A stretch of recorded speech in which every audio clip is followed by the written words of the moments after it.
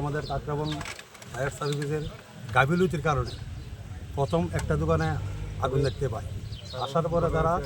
আসার পরে ফোন করার পরে প্রায় 1 ঘন্টা পরে তারা এখানে আসে।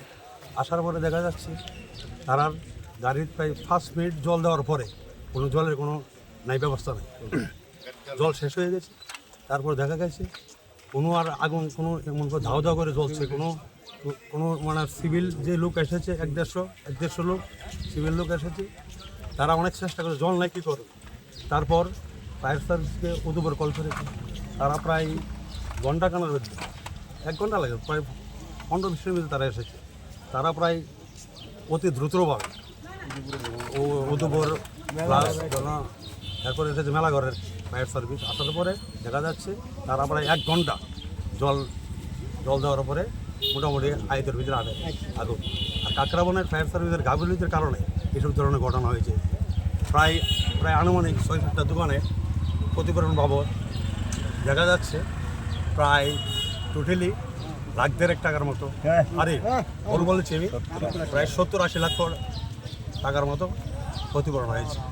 আর আমার দোকানে যেন ছিল একটা আরতের চেম্বার, এটার ভিতরে আমি হয়েছে ক্ষতি, এটার ভিতরে প্রায় মোটামুটি কালকার লেনদেনের 60-70 হাজার টাকা ছিল আমার ক্যাশ এখানে। এই ঘটনা একমাত্র ফায়ার সার্ভিসের কারণে।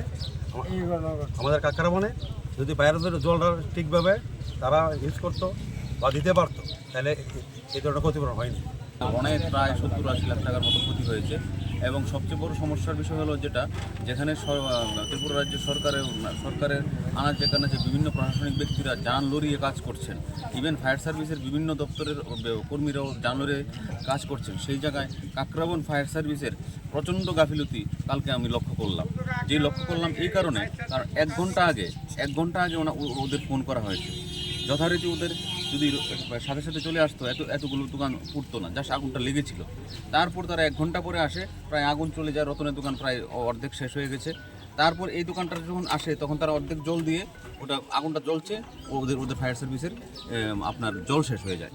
এই জায়গার মধ্যে ওদের যে কর্তব্যের গাফিলতিগুলো, যারা ফায়ার সার্ভিসের যারা ফায়ারম্যান আছে, একজন ওখান থেকে হাফ প্যান্ট পরে এসেছে ওদিকে বাড়ি, আরেকজন ওখান থেকে কোথায় আছে ঠিক নেই, এরা এসে মেলা গটিলাতে আছে।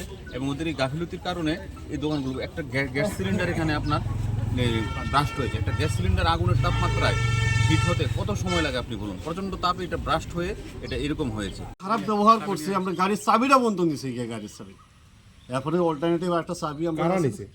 এখানে উপস্থিত যারা জমতা আসিল, যারা এরাই করছে এই কাজটা। আমরা লোকে মামলা করছেন আপনারা? আমরা ধরেন ওখানে যাবো, এরা তো ব্যথা ব্যথগ্রস্ত। আমরা প্রথমে গাড়িটা ঠিকঠাক করছি, এক্ষুনি আমরা প্রথম হসপিটালে যাবো, তারপরে আমরা আইনের আশ্রয়ে যাবো এটা নিয়ে। কারণ সরকারি সম্পদ নষ্ট হয়েছে, আমরা তো অটোমেটিক্যালি যাইতেই লাগবো, আমরা সরকারের কাছে জবাব দিই, তো এটা আমরা ডিপার্টমেন্টের কাছে জবাব।